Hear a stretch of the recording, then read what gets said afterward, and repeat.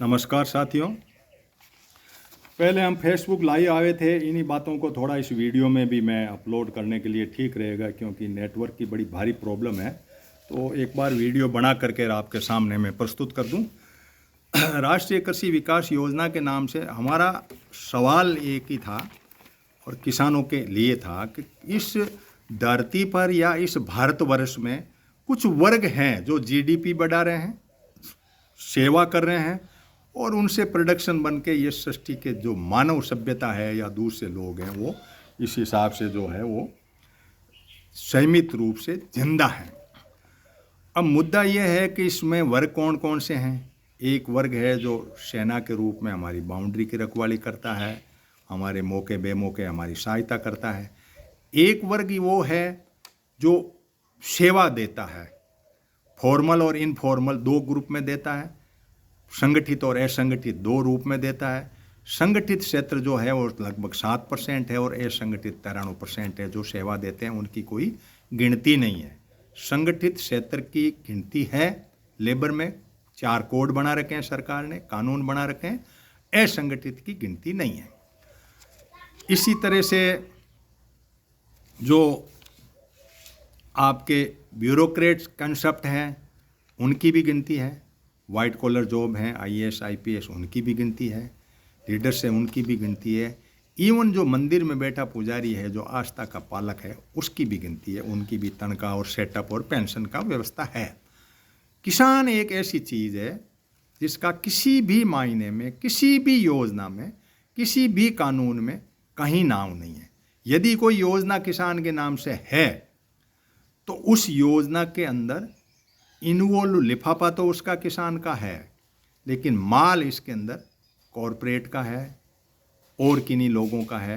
किसान के हाथ में सिर्फ लिफाफा लिफाफा रहता है। किसान रेल बनी तो माल किसान का नहीं ढोया जाता, उसके अंदर व्यापारी खरीद के माल ढोता है। उड़ान के अंदर पेरिशेबल आइटम है, हवाई जहाज से समुद्र तट तक पहुंचाने के लिए, वहाँ भी किसान नादार्द है। माल उसके अंदर किसान का है, लेकिन वो व्यवस्था ऐसी बना रखी है कि उस लिफाफे का नाम दे दिया उड़ान के नाम से, लेकिन किसान का भला उसमें हो नहीं सकता। क्यों? प्रैक्टिकली वो चीज़ संभव ही नहीं है। वो कैसे हवाई जहाज़ में अपना माल भेजे, कौन सी सेव भेजे, कौन सा उसमें केला भेजे, ये व्यवस्था ही नहीं है। समुद्र तट पे भी इन्होंने जो नेविगेशन का जो सिस्टम बना रखा है, वहाँ भी व्यापारी वर्ग जो है उसका, कहने का मेरा मतलब है कि एक व्यापारी वर्ग है, एक किसान वर्ग है, एक सर्विस क्लास का वर्ग है और एक ब्यूरोक्रेट के दो सर्विस क्लास के शामिल है। और कुछ जो लोग हैं वो ये बैठे बैठे खाने के अंदर मंदिर में पुजारी या संसद के नेता या इस तरह के लोग हैं जो अपना उसी तरह लाइन ऑफ एक्शन पे काम करते हैं। इन सारी व्यवस्थाओं का चिंतन हमारे सामने खड़ा है और हम हर 22 तारीख को इकट्ठे होते हैं और किसानों के सामने होते हैं। फेसबुक लाइव चल नहीं पाया और मेरे सामने जो भी किसान उपलब्ध हैं उनको मैं अब वीडियो बना करके, ताकि उनको भी ठीक रहे। मैं बीच में बोलता हूँ तो उनको लगता है कि वो हमें इंगित नहीं कर रहा, कहीं और किसी से जुड़ा हुआ है। तो बिना जुड़े हुए मैं अब किसानों को जो भी मेरे साथ में यहाँ मीटिंग में उपलब्ध है उनके लिए मैं अपनी बात को वीडियो रिकॉर्डिंग कर रहा हूँ और आप तक मैं यूट्यूब चैनल तक पहुँचाने की कोशिश करूँगा। सरकार ने योजना तो बनाती है, वोट लेने के लिए बनाती है। Farmer income and food security नाम से अभी इन्होंने प्रेस इंफॉर्मेशन ब्यूरो के अंदर घोषणाएं की और 2015 से जो घोषणाएं थी उनको सम अप किया और हमें परोसा गया कि देखो हम किसानों का ये करें। हरियाणा के चुनाव के बाद में महाराष्ट्र के चुनाव है, वहाँ किसानों का अपना अच्छा खासा प्रभाव है, किसानों की यूनियंस का। तो वहाँ भी उन लोगों को बताने के लिए भी इन्होंने अपनी व्यवस्थाएं दिमाग में रखी और प्रेस नोट जारी किया। उसको हमने पकड़ा और आज की मीटिंग के अंदर आपके सामने पेश करने का प्रयास कर रहे हैं। राष्ट्रीय कृषि विकास योजना के नाम से इन्होंने कहा कि हम फार्मर की इनकम बढ़ाएंगे और फूड सिक्योरिटी के नाम से जो है ये योजनाएं चलेगी। 1,01,321 करोड़ का हमारा बजट है, जबकि उसी प्रेस नोट के अंदर तमिलनाडु का जो चेन्नई का मेट्रो है, मेट्रो के अंदर उन्होंने बजट 68,000 करोड़ दे रखा मेट्रो का। और यहाँ 1 लाख का बजट, कितना किसानों के लिए बजट है इसके अंदर। योजनाएं 18 है, बहुत बड़े बड़े प्रोजेक्ट हैं, मिशन है, बहुत कुछ है, लेकिन यूँ ऊँट के मुंह में जीरे वाली बात है, इससे ज़्यादा कुछ नहीं है। योजनाएं इन्होंने सॉइल हेल्थ के लिए की, कोई इस योजना का किसानों तक कोई मतलब नहीं निकला, न हेल्थ जांच पाए, ये फर्जी डेटा देकर के किसानों को बरगला दिया गया। रेन फेड डेवलपमेंट के नाम से योजनाएं लागू की, जहां पे बरसात कम है और बरसात से ही जो फसलें होती है, नहर वगैरह पानी का नहीं है, उनके डेवलपमेंट के लिए जैसलमेर, बाड़मेर या डेजर्ट के पोर्शन है वहाँ हैं, तो वहाँ भी इन्होंने किसी प्रकार का कोई ऐसी सहायता दी हो ऐसा कुछ नहीं है। उनके लिए कुछ अलग किया हो, नाम योजना का ज़रूर है लेकिन फंड के नाम से। एक परंपरागत कृषि विकास योजना है जो हमारे बुजुर्ग खेती करते थे, उसकी परंपरागत को लेने के लिए भी की, तो वो तो उसमें कुछ करना क्या, हम कर रहे हैं तो कर रहे हैं, नहीं करने सरकार को क्या मतलब है, उसमें कोई बजट तो है नहीं।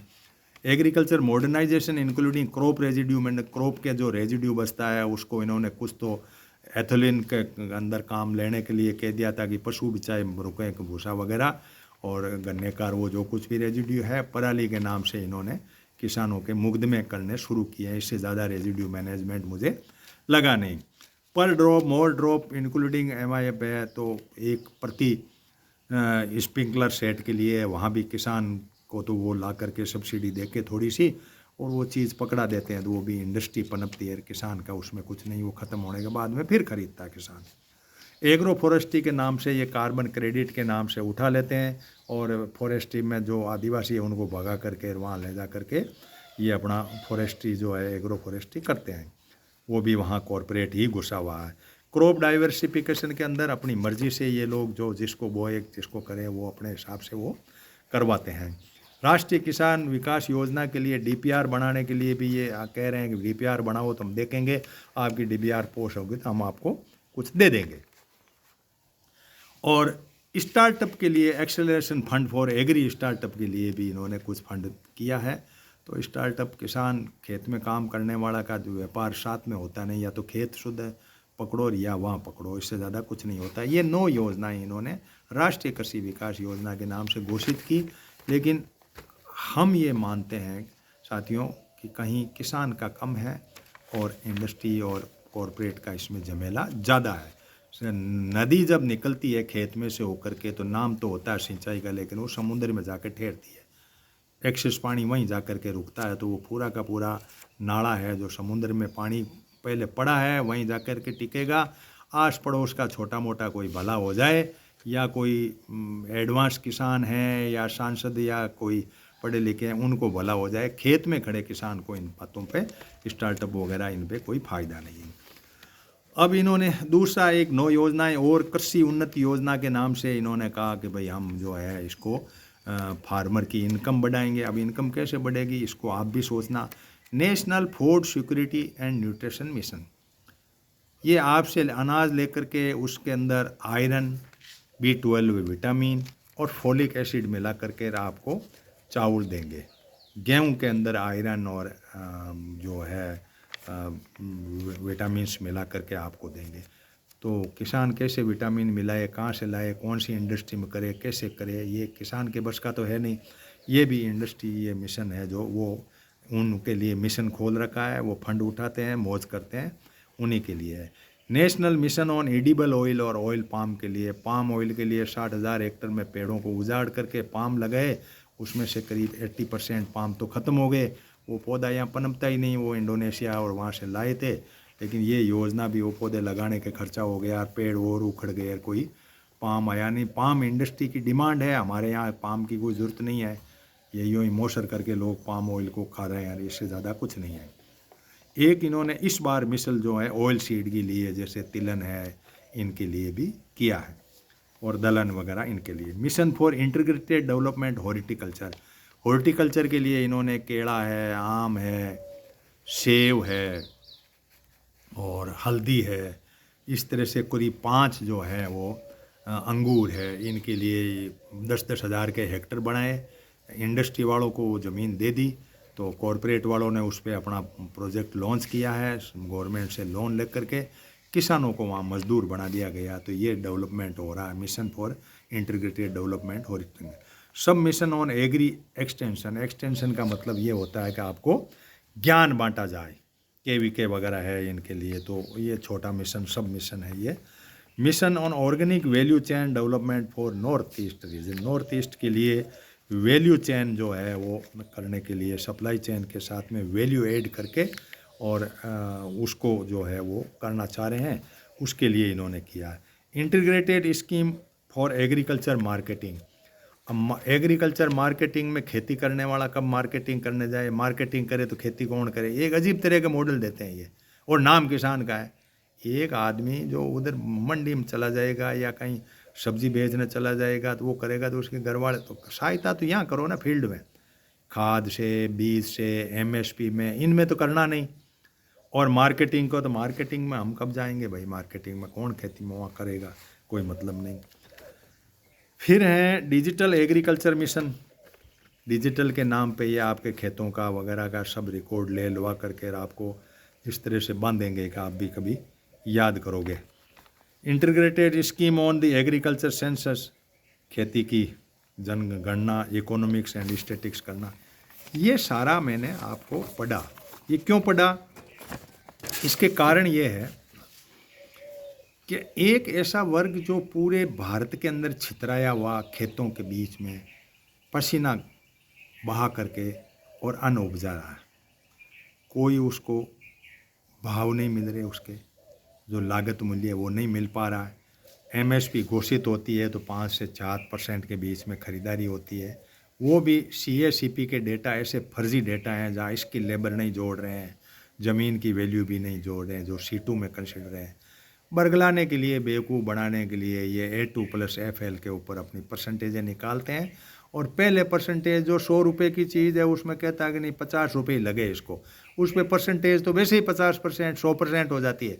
यदि 100 रुपये लगे हैं और 50 रुपये बताओगे और उसको कहोगे कि हम तो 100 रुपये दे रहे हैं तो 100% दे रहे हैं, इसका कोई मायने नहीं है। बेवकूफ़ बनाने के आंकड़ेबाजी हैं सरकारों के, और इसी में किसान फंसा हुआ है। अब किसान करे तो करे क्या, सिवाय प्रकृति के इसका कोई सुनने वाला नहीं, सबका है छोटा मोटा, किसान का और मजदूर का दो कक नहीं है। तो हमने एक यूनाइटेड नेशन का डिक्लेरेशन है जो 2018 में मोदी सरकार यही साइन करके आई थी, हम कह रहे हैं आप उसी को लागू कर दो। उसमें बहुत कुछ लिखा हुआ है, 28 आर्टिकल हैं, उसमें किसान के लिए सारे प्रोटेक्शन दिए हुए हैं, जिसमें एमएसपी वगैरह ये सारे कुछ आते हैं, स्वास्थ्य का, उसकी सिक्योरिटी का, सोशल सिक्योरिटी का, सब कुछ है। अब उसके अंदर सरकार उसको रेटिफाई भी नहीं कर रही है, साइन करके आकर के सिग्नेचरी तो बन गई, लेकिन रेटिफिकेशन होने के बिना, रेटिफिकेशन हुए बिना उसके अंदर कोई कानून यहाँ से है नहीं। और डिक्लेरेशन है, इसलिए कोई ज़्यादा ह्यूमन राइट का जैसे डिक्लेरेशन है तो वो हाथी के दांत दिखाने के अलग होते हैं, खाने के अलग होते हैं, उस तरीके से मानने की बाध्यता नहीं है। इसका हमें आंदोलन करना चाहिए कि ये जो डिक्लेरेशन है वो कन्वेंशन में कन्वर्ट हो और लागू करने के ऊपर सरकार की दबाव डाला जाए। वो बात किसान यूनियन कर नहीं पा रही है। किसान यूनियन अपना इर्द गिर्द इधर उधर घूमती है। तब तक मल्टी स्टेट कोऑपरेटिव का एक मॉडल आ गया है, कानून बना दिया इन्होंने, और 24 नवंबर से लेकर के इंटरनेशनल के सारे देश ICA की मीटिंग यहाँ दिल्ली में हो रही है। नज़र रखेंगे हम लोग भी, आप भी रखना। ये व्यवस्थाएं ऐसी लागू कर दी कि कोऑपरेटिव का मॉडल जिसकी चौथी सरकार के हाथ में होगी, कानून के अंदर वो बंधे हुए लोग होंगे, कोऑपरेटिव में काम करने वाले लोग, और लोगों को खुश करने के लिए फिर वही मॉडल के हम किसानों के लिए कर रहे हैं, जबकि वो पूरा मॉडल कॉरपोरेट के लिए है, पूरी बात उसके अंदर उस व्यापारी के लिए।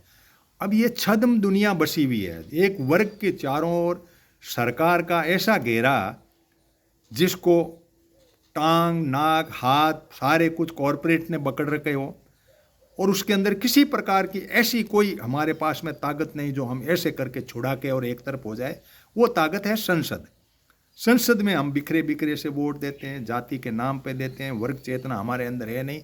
और हमारे बुजुर्गों ने कहा था कि जो वर्ग जागेगा नहीं, उस वर्ग के चेतेगा नहीं, उस वर्ग की कोई नहीं सुनेगा। सैनिकों की सुननी मजबूरी है, ब्यूरोक्रेट बहुत एडवांस हैं, पढ़े लिखे लोग इसमें हैं, वो सारे कुछ अपने बार्गेनिंग सिस्टम से तनख्वाह वगैरह सारा कानून कायदे हड़तालें सारे कर लेते हैं, मीडिया वगैरह उनमें कर देते हैं। सारे सिस्टम के अंदर किसान जो है सिर्फ एक प्रकृति से जुड़ा हुआ प्राणी है, इसका कोई ऊपर वाला दुखियों की नहीं सुनता है। वो वाली कहानी में भी हम लपेटे गए हैं। सारी बातों को यदि हम देखें तो हमें सोचना तो पड़ेगा कि इस वर्ग का भला करने वाले लोग कहाँ छुपे हुए हैं, कहाँ है वो लोग? किसान यूनियन के नाम से बिखरे बिखरे से ये लोग हैं क्या? सरकार के नुमाइंदे जिन्होंने अपने आप को किसान घोषित करके किसानों के वोट ले गए वो लोग हैं? कि क्या वो लोग हैं जो हमारा अनाज खा रहे हैं, उपभोक्ता हैं? क्या वो हमारी चिंता कर रहे हैं? जो हमारा अनाज खा रहा है वो भी हमारी चिंता नहीं करता, वो भी कहता है कि सस्ते में दे दे, नहीं है तो फ्री नहीं दे तो सस्ते में दे दे। सरकार वोट लेने वाली हमारे से वोट लेकर के और संसद में पहुंच जाती है, हमारे नेता पहुंच जाते हैं, वो भी नहीं कहते 5 साल तक तो कम से कम याद ही नहीं करते उस बात के लिए कोई भी। और ईश्वर है या प्रकृति है, वो कितना दिन रखेगी जिंदा, वो हमारे लिए एक चिंता का विषय है। कौन से रास्ते से जाएं? सारे नाले नदियां समुद्र में ही जाने को आतुर है, सारा धन वहीं जाके इकट्ठा होने को है। बीच के खेतों में से कुछ सीमित लोगों को यदि कोई फायदा इन योजनाओं का जो मैंने पढ़ी है हो जाता हो तो उसके कोई मायने नहीं होते। इसके बीच में ये लेबर वर्क भी जो है, जो फॉर्मल लेबर नहीं और इनफॉर्मल लेबर है। इनफॉर्मल के मायने, फॉर्मल का मतलब उनका जीपीए वगैरह कटता है, कानून कायदे है, फैक्ट्री इंडस्ट्री में लगे हुए हैं, उनको वर्दी मिलती है, उनको सिक्योरिटी के लिए टोपी मिलती है, पहनने के लिए हेलमेट मिलता है, सारा कुछ उनको मिलता है। हमारे खेती में जो काम आते हैं हम उसको पिकअप में डाल के, गाड़ी घोड़ों में डाल के लेके इस खेत में पटक देते हैं, हमारी ओर से चाय पिलाते हैं, सरकार का उसमें कोई लेना देना नहीं है। कहीं कहीं खाने का भी पर्पस है कि भाई चलो हम लेकर के आए। तो ये सारी व्यवस्थाएं किसान अपने कंधों पे ढोए हुए है और प्रकृति में जूझ रहा है और पसीना बहा रहा है और ये सुन कोई नहीं रहा। यहाँ हमें प्रश्न खड़े होते हैं, बार बार प्रश्न खड़े होते हैं कि हमारा है कौन आखिर? नेता, किसान नेता, उपभोक्ता, व्यापारी जो हमारे पैदा किए हुए अनाज के ऊपर खरबों में खेल रहा है, क्या वो भाई कभी तो दया आनी चाहिए ना कि भाई मेरा पैदा किया हुआ कोई चीज़, फार्म का प्रोड्यूस, यदि किसी व्यक्ति ने उसमें वैल्यू ऐड की, सप्लाई चेन की और हमारे खून पसीने के बैंक में पैसे उसे लोन लेकर के इंडस्ट्री लगा के की, जेब से कुछ भी नहीं लगाया, क्या वो कभी सोचेगा कि यार इस वर्ग के बारे में सोचो? इसलिए आज का सेशन कुछ मैं फेसबुक लाइव आया हूँ तो उसको भी शेयर करें।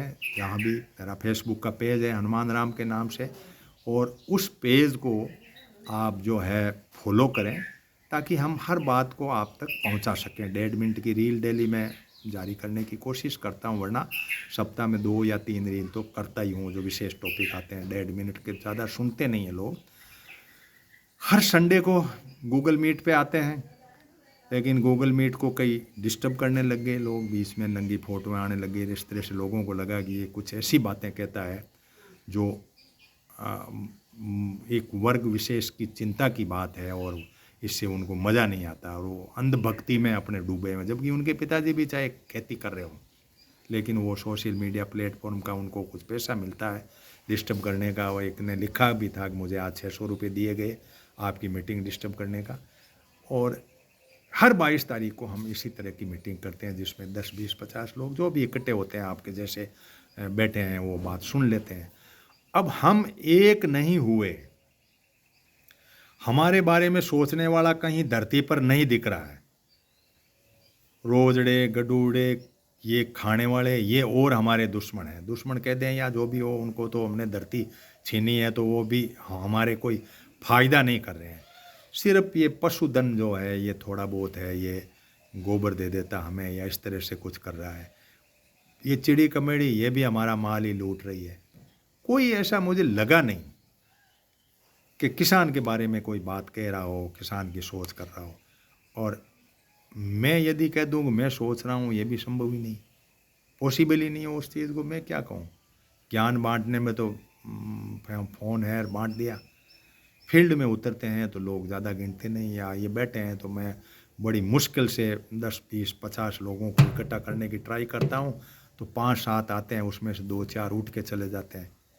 कई मीटिंग है तो 22 तारीख की मेरी बहुत ही सीमित रही, 5-5 आदमियों के बीच में रही, कहीं 8-8 आदमी रहे, कहीं 700 भी रहे। मेरठ चौधरी चरण सिंह यूनिवर्सिटी में 700-800 लोग थे, रजिस्टर्ड 700 थे, और वो उन्होंने साइन नहीं किए तो ज़्यादा ही थे, यूनिवर्सिटी थी वो, और लोगों ने ध्यान से सुना भी।